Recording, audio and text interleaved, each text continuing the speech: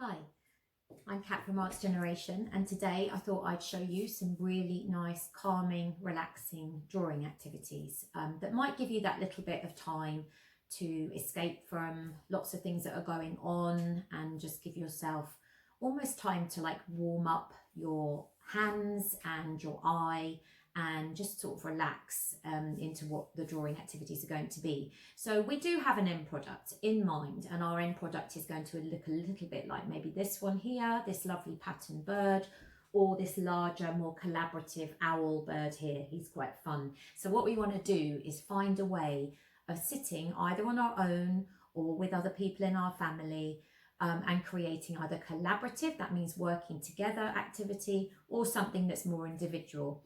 But whatever age you are, whoever's in your house, you will be able to do these activities, and you hardly need any materials at all. So all you're going to need is some paper. Plain paper is fine. You might need some black card if you've got some around. It's not essential. You're going to need some felt pens, different colours, 2 or 3 different colours is fine. And you're going to need maybe some oil pastels, again not essential, and some scissors. And the other thing you're going to need, which you should be able to access hopefully either through some books that you have at home or online, you could get your adult to help you search for some images of birds, and that's all you'll need. So in a minute I'm going to get you looking at my hands and we can start our activity. So make sure, and last thing, you need a nice black pen if possible. It can be a biro, but these fine liners are a bit better, so just a black felt tip is fine as well. Okay, see you in a bit. Hi, so welcome to the art bench. We are going to do some grid drawings to start off. I'm going to show you how to create a grid. You can either get your adult to draw this for you. It's just 4 squares by 4, so 16 altogether on a square piece of paper, or squarish.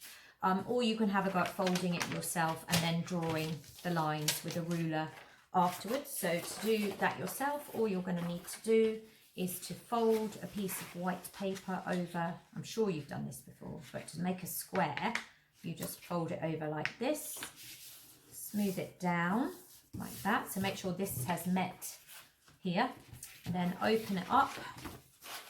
I would usually just cut along, but you can draw a line to make sure that it's relatively straight from this mark to the edge.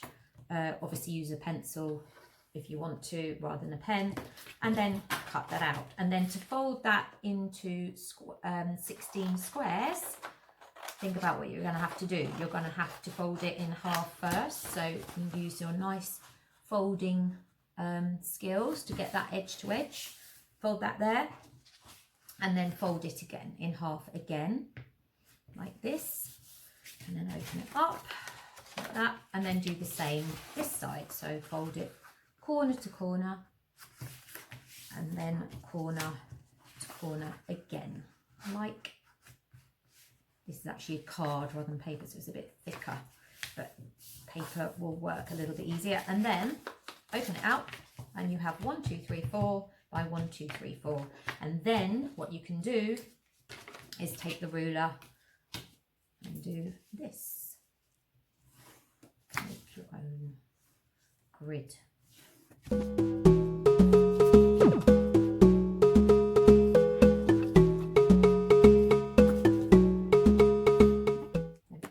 So well done, you've got your grid, which is great. So just put that to one side for a second with your pen, and then I want you to have a really good look at all the images that you could find. I've got some lovely drawings here by Mark Herald, which were just some cards I found once in a shop. And they've got lots of lovely patterns. There's sort of chevrons here, which means a sort of V shape, like you might find outside of your school on the floor where it says no parking, that sort of line. We've got some radial patterns, we've got some circular patterns, and this lovely image by Eileen Agar of this beautiful bird, which was sort of the inspiration for our artwork that we were looking at earlier, our lovely doodle birds. And then we've got other things like pictures of birds here. I've got this upside down, so sorry. some lovely flying birds with some lovely patterns on, feather shapes, zigzags, and then an illustration of this lovely blackbird. There's lots of little dots and dashes and other lines in there. So what we're going to do is, using all of these inspirational drawings and images, we're going to fill up our grid with lots of different patterns.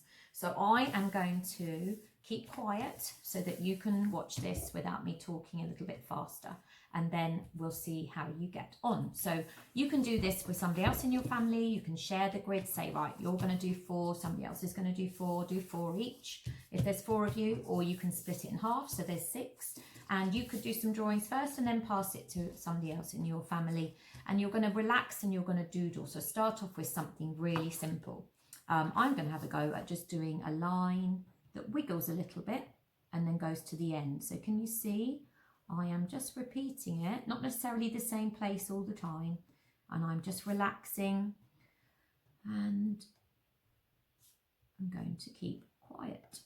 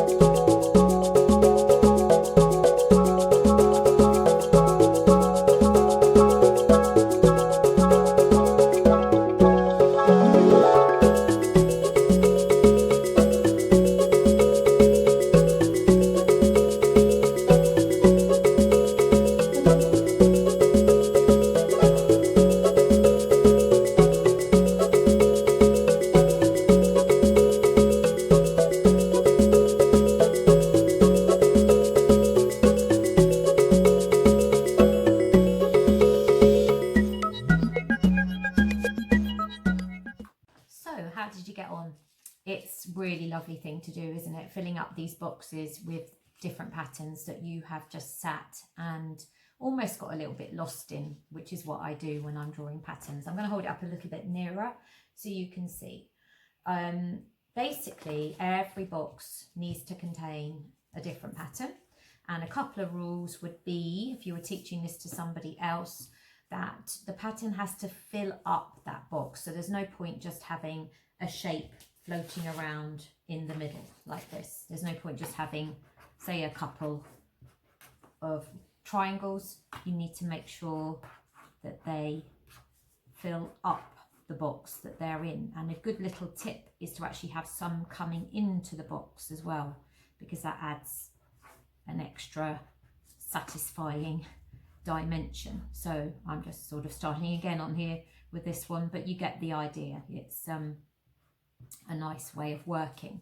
So you're going to fill up your 16 boxes with different patterns, and they can be all sorts of patterns. The only other thing to remember, if you're doing a dot pattern, you wouldn't want to bash your pen. You want to draw them, actually draw the dot, which takes a little bit of time, but it's good practice to just draw quickly and get your eye and hand coordinated like this. And then you could even draw circles around them. It's up to you.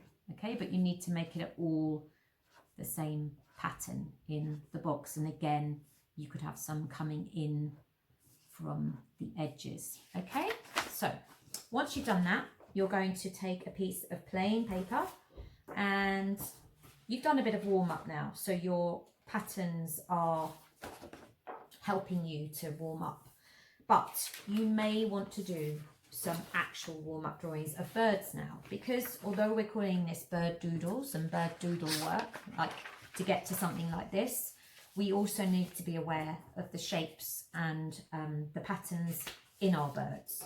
So if you're drawing a bird that's long, like this black bird, then have your piece of paper this way, If you were going to do a heron, which I have lost, he's around somewhere. Where are you, heron?